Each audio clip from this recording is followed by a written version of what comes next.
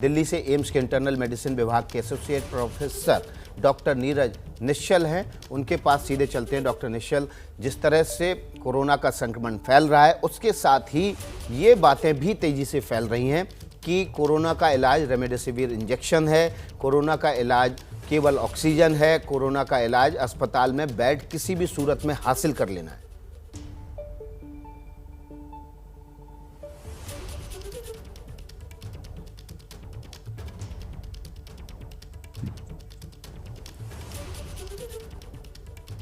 Hello जी doctor निश्चल, आपको आवाज मिल रही है मेरी?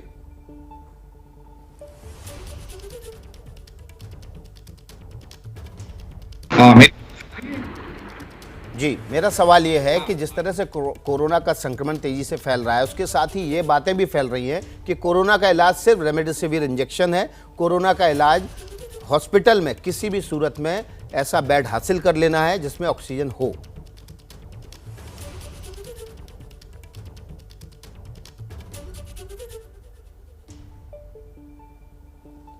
देखिए, जो ये गलतफहमी है जो पैंडेमिक के स्टार्ट से समहाउ जो ये ट्रीटमेंट स्ट्रेटजी हर न्यूज़ चैनल, हर प्रिंट मीडिया के थ्रू, हर सोशल ग्रुप के थ्रू ट्रीटमेंट ऑप्शंस डिस्कस होने शुरू हो गए, जिसके चलते लोगों के मन में इन दवाइयाँ जो मोस्टली एक्सपेरिमेंटल दवाइयाँ, हम शुरू से कह रहे हैं कि इस बीमारी का जो मेन इलाज है वो सिम्प्टोमेटिक होगा। समहाउ लोगों के मन में ये बैठ गया कि भाई इन दवाइयों के बिना, रेमडेसिविर, फेविफ्लू, इन सब दवाइयों के बिना इलाज हो ही नहीं सकता है, जो कि बिल्कुल गलत है। एट द बेस्ट ये एक्सपेरिमेंटल दवाइयां हैं जो बहुत ही सिलेक्ट ग्रुप ऑफ पेशेंट, मुश्किल से 1% लोगों में शायद काम करे, वो भी मैं कह रहा हूँ शायद। तो इसलिए जो ये लोग रेमडेसिविर के पीछे भाग रहे हैं वो मेरा मानना है कि बहुत ही गलत है।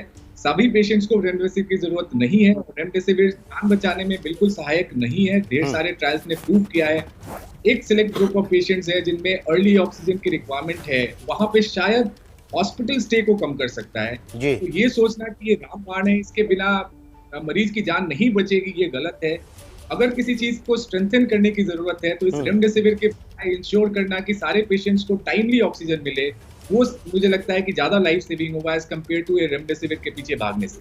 जी, अब बड़ा सवाल यही है डॉक्टर, आप कह रहे हैं निश्चल की केवल रेमडेसिविर के पीछे नहीं भागना है, आपको जब ज़रूरत हो, डॉक्टर कहे कि आपको हॉस्पिटल में एडमिट होना है, आपका ऑक्सीजन लेवल ज़्यादा डाउन हो तो ही ऑक्सीजन वाला बेड भी चाहिए।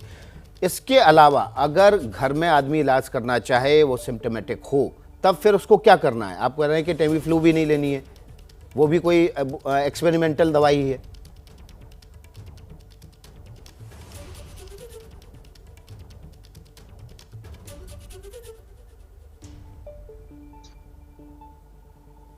जो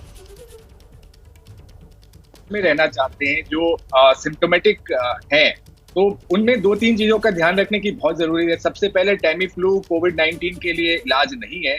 ये जो पहले स्वाइन फ्लू जो आया था उसके इलाज में इसका रोल था। करंटली कोविड-19 में इसका कोई रोल नहीं है। तो टेमीफ्लू भी अगेन इस बीमारी के लिए कोई सॉल्यूशन नहीं है। जो घर में लोग रहते हैं, प्रिफरेबली किसी भी डॉक्टर से एटलीस्ट टेलीफोन कंसल्टेशन के साथ ही दवाई लें, जो भी, चाहे वो आइवरमेक्टिन, डॉक्सीसाइक्लिन, जो कुछ भी है। मोस्ट ऑफ द पेशेंट्स में वो सेफ है, लेकिन कुछ कंडीशंस ऐसे हैं जैसे कोई प्रेग्नेंट पेशेंट्स हैं, लैक्टेटिंग फीमेल्स हैं, जिनके किडनी की परेशानी है, इन लोगों को डेफिनेटली डॉक्टरी सलाह के बाद ही ये दवाई शुरू करनी चाहिए। घर में रह के बहुत जरूरी है कि आप अपने सैचुरेशन, फीवर या फिर बहुत ज्यादा कॉफ या सांस फूलने की तकलीफ आए, जो सबसे इंपॉर्टेंट तरीका है पता करने का कि अगर बोलने में, जैसे मैं बात कर रहा हूँ, मैं आराम से सेंटेंस कंप्लीट कर पा रहा हूँ, मुझे कोई दिक्कत नहीं हो रही है, लेकिन ऐसे मरीजों में कई बार ऐसे बात करेंगे, उनकी खांसी बहुत ज्यादा बढ़ जाएगी, सेंटेंस कंप्लीट नहीं कर पाएंगे। तो ये सारे सटल साइंस होते हैं कि पेशेंट्स को हो सकता है कि जो ब्रीदिंग डिफिकल्टी बढ़ने वाली है, उस समय उनका सैचुरेशन, अगेन कुछ लोग बार बार ये पूछते हैं कि भाई सैचुरेशन मेरा अभी 88 हो गया, अब 97 हो गया। नॉर्मली कोविड-19 बीमारी में ऐसा नहीं होगा कि आपका सैचुरेशन एक बार 88 आएगा फिर 97 हो जाएगा। इसका मतलब या आप ब्रीदिंग ठीक से नहीं कर रहे हैं, ऑक्सीजन सैचुरेशन का प्रोब आपने ठीक से नहीं लगाया है, आपकी पोजिशनिंग ठीक नहीं है। तो इन सब चीजों को ठीक करके आप करें। एक रेंज होता है सैचुरेशन का जो हम मानते हैं कि 94 से 99 के बीच फ्लक्चुएट करेगा। अब ये रेंज अगर 90 टू 94 की तरफ आ रहा है तो दैट मीन्स कि आपका सैचुरेशन नीचे की तरफ जा रहा है और आपको जी। हॉस्पिटल जाने की जरूरत है। हम्म। इसलिए घर में रहें, अपने सिम्टम्स को मॉनिटर करें, but at the same time किसी न किसी डॉक्टर के कांटेक्ट में रहे सो दैट कि वो आपको गाइड कर पाए कि आपके लिए कुछ ठीक चल रहा है या कुछ गलत है। ये डॉक्टर साहब एक बड़ा सवाल ये है कि जो लोग कोरोना से पीड़ित नहीं है, संक्रमण के दायरे में नहीं आए हैं, वो एहतियात के तौर पर कौन सी दवाइयाँ लें, जिसको कोरोना प्रोफाइलिक्स कहा जाता है, कि पहले से एहतियात बरतना शुरू कर दें।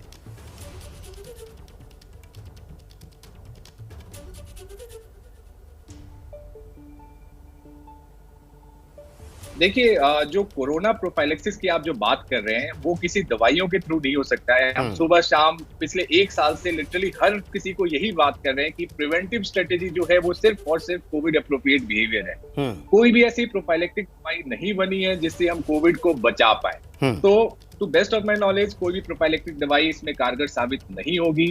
आप कर सकते हैं कि अपने आप को, जो कोविड अप्रोप्रिएट बिहेवियर कहते हैं, कि अगर आप बाहर बेवजह ना जाए, मास्क पहने, हैंड हाइजीन पे ध्यान रखें, घर में किसी को कोई भी सिम्टम है तो उसको तुरंत आइसोलेट करें, उससे अलग हो जाए जब तक वो टेस्ट से या पॉजिटिव या नेगेटिव साबित नहीं हो जाता। जी। और सेम आप पे भी लागू है कि अगर आप में कोई भी सिम्टम आता है तो सबसे पहले अपने आप को आइसोलेट और जितनी जल्दी हो सके टेस्ट कराइए। टेस्ट में नेगेटिव होने के बाद ही आप किसी और से मिले। ये नहीं कि टेस्ट कराया, लोगों से मिलते रहे और शाम को पता चला कि टेस्ट पॉजिटिव आ गया, तो उस चक्कर में आपने कितनों को इन्फेक्ट कर दिया। तो कोविड अप्रोप्रिएट बिहेवियर ही इस बीमारी का बचाव है, कोई प्रोफाइलेक्सिस और नहीं है। जी।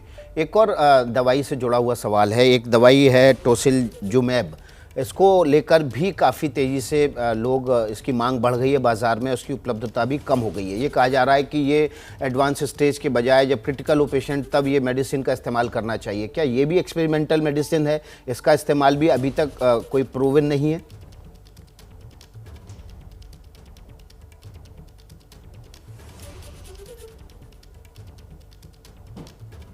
जो टोसिलिजुमैब अगेन एक महंगी और एक्सपेरिमेंटल दवाई में ही मानी जा रही है अभी। जो इसका जो रोल है क्रिटिकल इल पेशेंट जिनमें स्टेरॉइड और बाकी चीजें काम नहीं कर रही है या फॉर सम रीजन उनकी बीमारी प्रोग्रेस हो रही है, वैसे सिचुएशन में हम टोसिलिजुमैब ट्राई कर सकते हैं। लेकिन सभी पेशेंट को टोसिलिजुमैब की जरूरत होती है और सभी को उससे फायदा होगा, ये सोचना गलत है। तो ये अगेन जैसे रेमडेसिविर अगर 1% लोगों में जरूरत है तो टोसिलिजुमैब 0.1% लोगों में जरूरत पड़ेगी, ऐसा है। तो सभी लोगों को टोसिलिजुमैब के पीछे नहीं भागना चाहिए। इसके अपने साइड इफेक्ट्स हैं, ये इम्यून सिस्टम को और सप्रेस करता है, इन्फेक्शन होने के चांसेस होते हैं। तो जो बाकी इन्फेक्शंस को रूल आउट करके एज अ लास्ट रिजॉर्ट कुछ पेशेंट्स में ये ट्राई किया जा सकता है, लेकिन हमेशा ये कारगर साबित होगी, अभी तक ये क्लियर नहीं है। जी। देखा हमने डॉक्टर नीरज कि इस बार जो कोरोना का संक्रमण है वो ज़्यादा तेज़ी से फैल रहा है, लोग ज़्यादा तेज़ी से संक्रमित हो रहे हैं। क्या इसके पीछे बड़ी वजह यह है कि हमने कोविड अप्रोप्रिएट बिहेवियर का पालन नहीं किया, हम लोग मान के चल रहे थे कि अब कोरोना खत्म हो गया, या जो नए वेरिएंट आए हैं, डबल म्यूटेंट, ट्रिपल म्यूटेंट, उनकी वजह से ज़्यादा तेज़ी से फैल रहा है?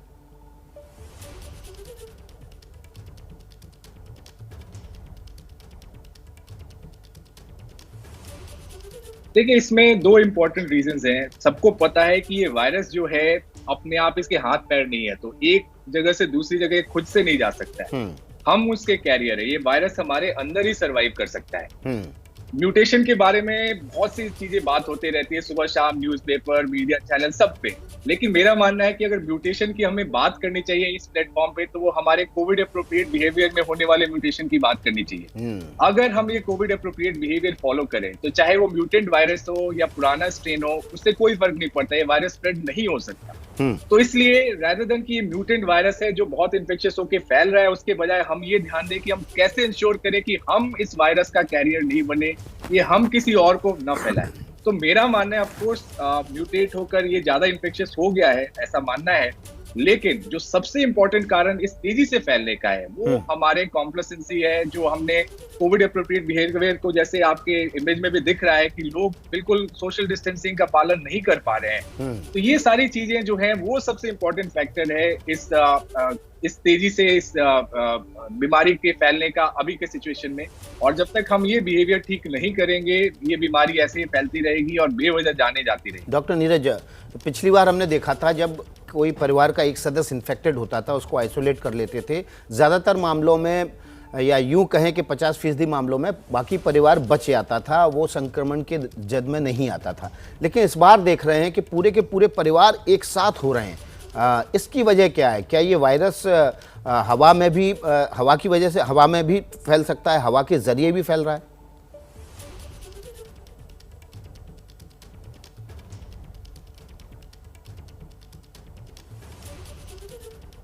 देखिए, ये थियोरेटिकल पॉसिबिलिटी है कि ये वायरस हवा में फैल रहा है, ऐसे पे कुछ कुछ रिसर्च पेपर्स पब्लिश हुए हैं, लेकिन अगेन अभी क्लियरली प्रूवन नहीं है। तो अगर आप पूछे कि ऐसा क्यों हो रहा है कि अब इस बार घर के सारे लोग इन्फेक्ट हो जा रहे हैं, अगेन लास्ट ईयर इस बीमारी को लेके बहुत ज्यादा डर था। किसी में थोड़ा भी सिम्टम होता था, वो अपने आप को आइसोलेट करके तुरंत टेस्ट करवाता था। अब जो लोग हैं एक डिनाइल फेज में रहते हैं कि नहीं नहीं मुझे कोविड कैसे होगा, ये फेज चल रहा था।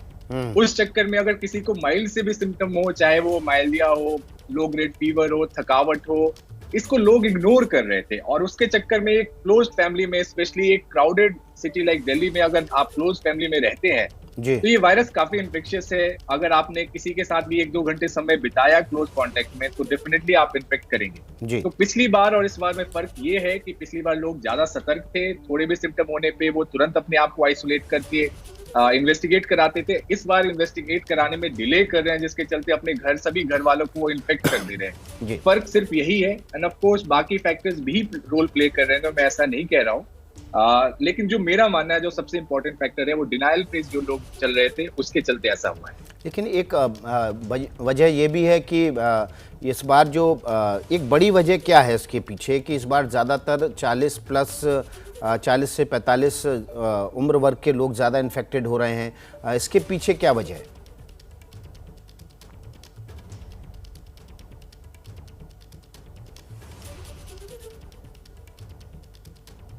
देखिए, इन्फेक्शन सिर्फ 40 से 45 के ऊपर वाले ही नहीं, इनफैक्ट नीचे वाले भी उतने ही इन्फेक्ट हो रहे हैं और ये डेटा अलग अलग जगहों पे अलग अलग वेरी कर रहा है। जो लोग जैसे पहले जैसे लास्ट ईयर जो लॉकडाउन था, काफी मूवमेंट रिस्ट्रिक्शंस थे, वो सब हट गए। और आप ये एक पर्टिकुलर एज ग्रुप है जो कि वर्किंग एज ग्रुप होता है, जिसे घर से बाहर जाने की जरूरत पड़ती है, चाहे वो वर्क रिलेटेड, ऑफिस रिलेटेड काम हो, घर से रिलेटेड काम हो। तो इन सब चीजों के चलते ये वैसे भी ज्यादा एट रिस्क रहते हैं जो घर से बाहर जा रहे हैं। तो मे बी ये एक कारण हो सकता है कि इस ग्रुप में हम ज्यादा केसेस देख रहे हैं। बट ओवरऑल आप देश में देखें तो सभी वर्ग के लोग अफेक्ट हो रहे हैं, क्योंकि इस समय नंबर ऑफ केसेस इतने बढ़ चुके हैं कि कोई भी ग्रुप इससे अछूता नहीं रहा, चाहे वो बच्चे हो, बूढ़े हो या बीच के इस ग्रुप के हो, सभी अफेक्ट हो रहे हैं। जी डॉक्टर नीरज, बीच में खबर आई कि अक्टूबर के महीने के आसपास ट्रिपल म्यूटेंट वायरस भी मिला, उसका जीनोम स्टडी जो है वो बीच में ही रोक दी गई। क्या जीनोम स्टडी के ज़रिए आखिर हम लोग क्या हासिल कर लेते हैं, हमें क्या पता चलता है, और क्या जीनोम स्टडी अगर किसी वायरस की पूरी कर ली जाए तो क्या उसके कोई प्रिवेंटिव मेजर्स अलग होते हैं?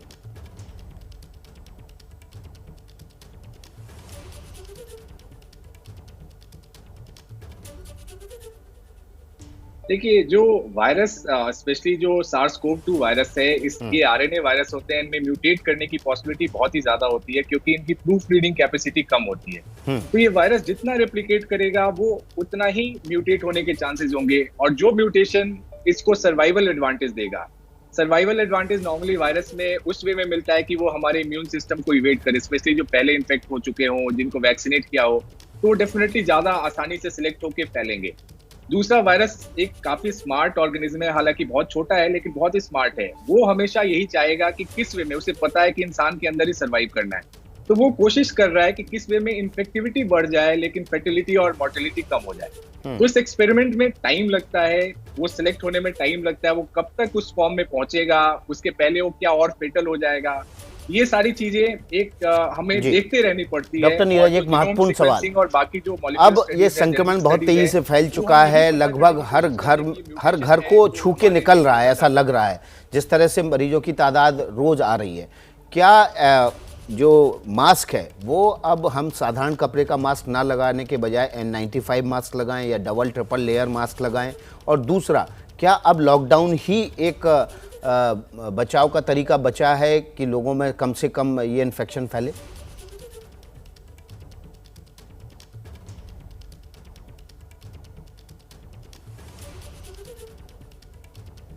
देखिए, आप ट्रिपल लेयर जो N95 मास्क की बात करें, हमने देखा है कि सिंपल क्लॉथ मास्क लोग पहनने में इतना रेजिस्टेंस शो कर रहे हैं, तो N95 पहनना इतना आसान काम नहीं है। और अभी भी हमारा ये मानना है कि N95 सभी के लिए जरूरी नहीं है। हेल्थ केयर वर्कर्स जो इन्फेक्टेड एरिया में काम कर रहे हैं, वहां ये N95 की जरूरत है। जो नॉर्मल लोग हैं वो अपना सिंपल मास्क पहन के अगर सभी लोग अगर उसको यूज करें तो फिर भी काफी हद तक इस बीमारी का बचाव किया जा सकता है। जी। तो N95 अभी भी इसका सॉल्यूशन नहीं है। इंश्योर ये करना है कि जो मैक्सिमम लोग, सारे लोग जो हैं, जब भी घर से बाहर निकले मास्क पहन कर निकले ताकि दूसरों को सुरक्षित करें। और जहां तक लॉकडाउन की बात है, लॉकडाउन क्या है? हम बार बार लोगों से रिक्वेस्ट करें कि आप कोविड अप्रोप्रिएट बिहेवियर फॉलो करें।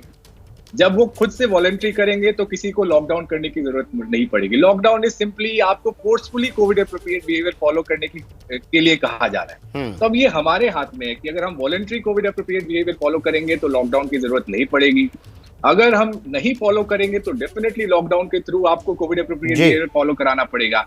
लॉकडाउन हमेशा के लिए नहीं लगा सकते। ये वायरस हमारे बीच आ चुका है, हमारे बीच रहेगा।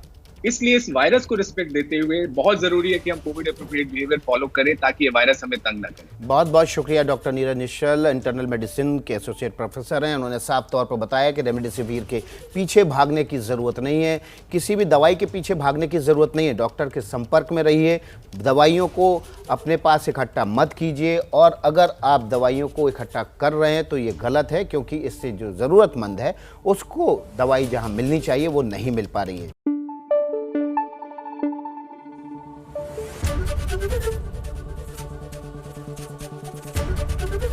एबीपी न्यूज आपको रखे आगे।